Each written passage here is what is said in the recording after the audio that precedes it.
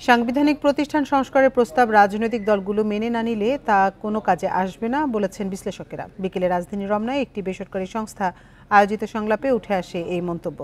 প্রয়োজনীয় সংস্কারগুলো সরকারকে দ্রুত শেষ করে নির্বাচন দেওয়ার পক্ষেও মত দেন অনেক বক্তা। এ সময় সরকারের 6 মাসের কিছু কার্যক্রম নিয়ে সমালোচনা করেন অনেকেই। গণতান্ত্রিক পুনর্গঠনের জন্য সংলাপ এই শিরোনামে সিরিজ আলোচনার ধারাবাহিকতায় সাংবিধানিক প্রতিষ্ঠানের উপর মতবিনিময়ের আয়োজন করল বেসরকারি সংস্থা সেন্টার ফর গভর্নেন্স স্টাডিজ। এতে সাংবিধানিক প্রতিষ্ঠানগুলোর সংস্কার ও অন্তর্বর্তী সরকারের কার্যক্রম নিয়ে আলোচনার পাশাপাশি বেশ কিছু বিষয়ে সমালোচনাও করেন বক্তারা। তবে বেশিরভাগ বক্তাই একমত, সংস্কারের সুফল পেতে হলে যোগ্য ও নিরপেক্ষ ব্যক্তিদের নিয়োগ দিতে হবে। কোনগুলো আসলে আমরা নির্বাচনের আগেই সম্পন্ন করতে পারি, কোনগুলো আমরা নির্বাচনের পরে করতে পারি। মৌলিক কাঠামোগত সংস্কার জনপ্রতিনিধি লাগবে। 5 বছরের জন্য একটা পার্লামেন্ট এমন ভাবে করতে পারি কিনা যেই পার্লামেন্টে আমরা একটা সমঝোতামূলক একটা জায়গায় যাব, যে প্রত্যেক স্টেক হোল্ডারদেরকে আমরা পার্লামেন্টে রাখবো। অন্তর্বর্তী সরকারের সংস্কার কার্যক্রমের এখতিয়ার ও আইনের শাসন নিয়ে প্রশ্ন তোলেন রাজনৈতিক দলের নেতারা। তবে বিশ্লেষকেরা বলছেন, সরকারকে এজন্য দলগুলোর সহযোগিতা প্রয়োজন।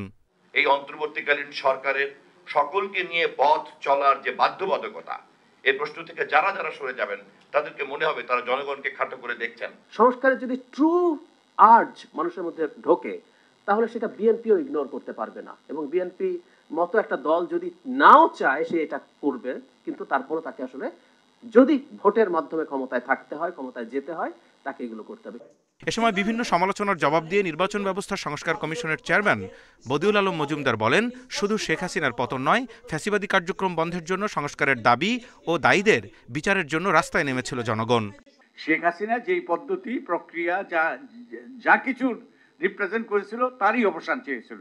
তার জন্য আমি মনে করি একটা প্রবল আকাঙ্ক্ষা ছিল যে কতগুলো গভীর সংস্কার। এদিকে সংস্কার কার্যক্রমের পাশাপাশি মূল্যস্ফীতি কমিয়ে জনগণকে স্বস্তিতে রাখার পরামর্শ দেন সিপিডি সহ বিভিন্ন প্রতিষ্ঠানের কর্মকর্তারা।